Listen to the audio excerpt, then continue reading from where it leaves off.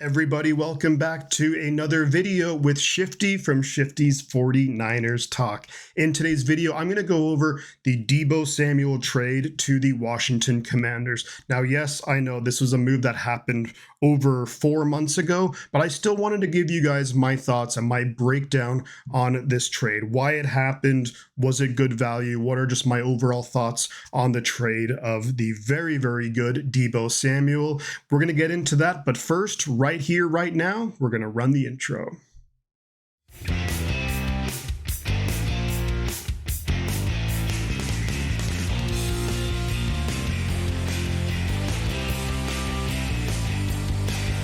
On March 12th, the San Francisco 49ers traded Deebo Samuel to the Washington Commanders for a 5th round pick. Now, Deebo Samuel, I think, has been one of the most fun players to watch for the 49ers for the last, since he came into the league, really, in 2019 as a 2nd round pick out of South Carolina. Immediately, he was explosive. He was making big plays. I think back to some of the plays he made against that epic game against the Saints in his rookie season, the catch in the rain against the Ravens in his rookie year, the touchdown run against the Panthers in his rookie year.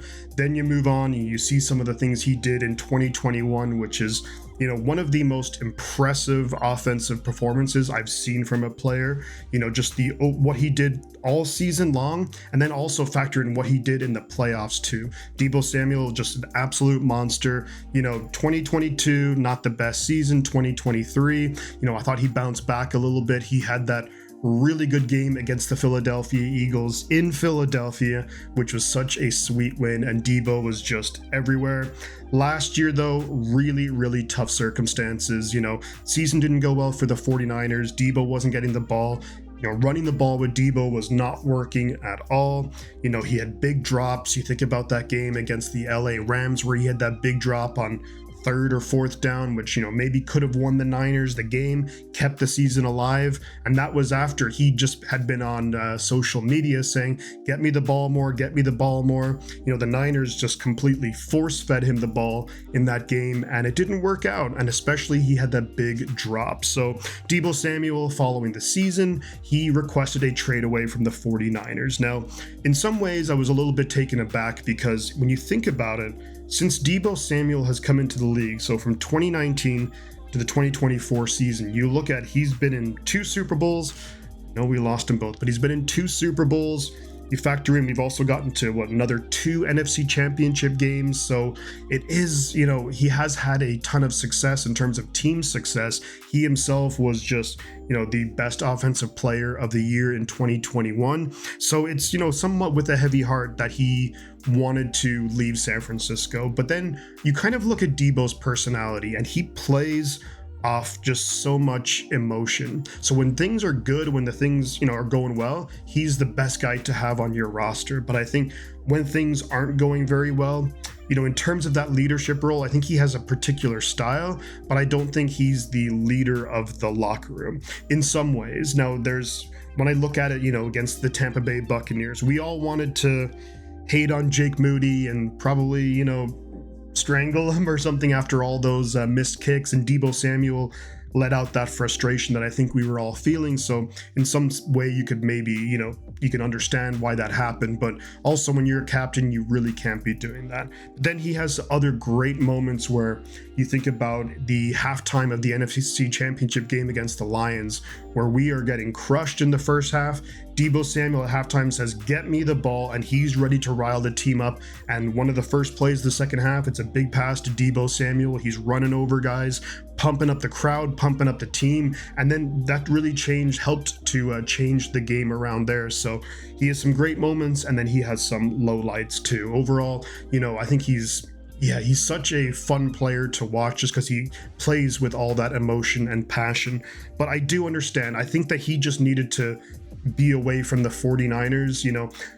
Although we've had a lot of team success in terms of a lot of winning, losing 2 Super Bowls and losing 2 NFC Championship games, I think it's just taken a toll where it's like, this is just too much to kind of continue this relationship. So he did officially request a trade, and the Niners were able to get that trade done, and he was sent to the Washington Commanders. Now, of course, you have the connection John Lynch, GM here, and Adam Peters, who was a long-term assistant GM with the 49ers, now the GM with the Washington Commanders, and he's done a good job there. When I look at the trade, look at 5th round pick. Not the, you would have expected maybe a better return for a player of the caliber of Deebo Samuel, but I think what you have to factor in is, the Commanders, they took on a lot of his money. We are going to have a lot of dead money, but that's money that would have had to have been paid out anyways. So I think it is a way that we do end up saving money in the long run. But overall, with the fact that the Commanders had to take on a big chunk of money, the fact that Deebo is not coming off a good season, the fact that he requested a trade and basically was like, I don't want to play here anymore, that absolutely does reduce the leverage that you have when it comes to, negotiations in a trade. So I think the 5th round pick, it seems, I would have obviously liked maybe a late 3rd or a 4th, which I think we could have potentially got on draft day if certain teams were looking for wide receivers. You look at a team potentially like the Houston Texans, they went heavy on wide receivers in the draft, but maybe they could have traded for Deebo Samuel. D'Amico Ryans knows Deebo, of course, from his time in San Francisco, but we got a 5th round pick, and I think the Niners just wanted to get that business done early so they didn't have to have it dragging on through the draft and a whole extra month or 6 weeks of questions. Oh, Deebo. So which was kind of the MO from the 49ers front office this offseason is, let's just get things taken care of quickly and let's not build up any animosity. Let's not have any ongoing saga about contracts or trade requests or anything like that. So the Niners did get a 5th round pick. And who do we take with that 5th round pick? Well, that was running back Jordan James out of Oregon. Now, from what I've seen from Jordan James, he has some really solid tape. He's not the elite burner speed at running back. That's probably going to be more of an Isaac Guerrero type guy. But I think Jordan James looks really solid. One of those all-around running backs. And he's able to see the lanes. He's able to, what I really like about Jordan James is that he has the willingness to block, and that's one of the big hurdles when it comes to rookie running backs, especially for Kyle Shanahan. Blocking is just such a huge point of emphasis for the 49ers, and he's really, really willing to do that. I think he's an okay receiver. There were some other backs that I kind of liked at that point in the draft, maybe over Jordan James, but I still think it's a solid pick. And when you look at the trade at the time, it's one of those things where I think it's easy to have said, we should have got more for Deebo Samuel. Look at what he's done. But when you kind of dig a little deeper, 2024, not a good year. He wanted out. He had big money, in terms of his salary, his cap hit. So, we weren't going to get a lot. And I think that was something that was a bit hard for 49er fans to accept, including myself. But that's just the reality of, things. So I look at Deebo, and I think he's going to do pretty well in Washington. They have Cliff Kingsbury, who's a creative play caller. Jaden Daniels there. They're going to try a lot of different things. So I do think this coming season, I could see Deebo actually having a really, really good year. Do I think in 2, 3, 4 years down the line, will he still be playing like that? I don't know. I mean, he's such a physical guy that I think you're going to maybe start to see injuries mount a little bit. I hope that's not the case, because I'm just such a big fan of Deebo Samuel, but I could see that happening. However, looking at him, I think he'll have a really big 2025. Kingsbury's going to have a lot of fun drawing up plays for him, and then maybe things will kind of peter out a little bit as the years go on. But when you analyze the trade from kind of where things are now, which is in July, it's going to really look at, what will Jordan James's career look like? The money that we did save from trading away Deebo Samuel, what do we kind of do with that money to help build the team moving forward? And then you compare it from the Washington side as well, how good is Deebo Samuel going to be? So I think initially, at the end of 2025, people are going to be saying the Niners got absolutely royally screwed in this trade. I think Deebo's going to have maybe a Pro Bowl type season with the Commanders, and Jordan James probably, not going to have a huge impact right away. I think James might be a guy 2-3 years down the line where we see him, kind of take on a larger role with the team. But also when you factor in that cap space, that's something that's a little bit more of a long-term thing that's going to help out the Niners. So yeah, right now, I don't think the trade's going to look that great.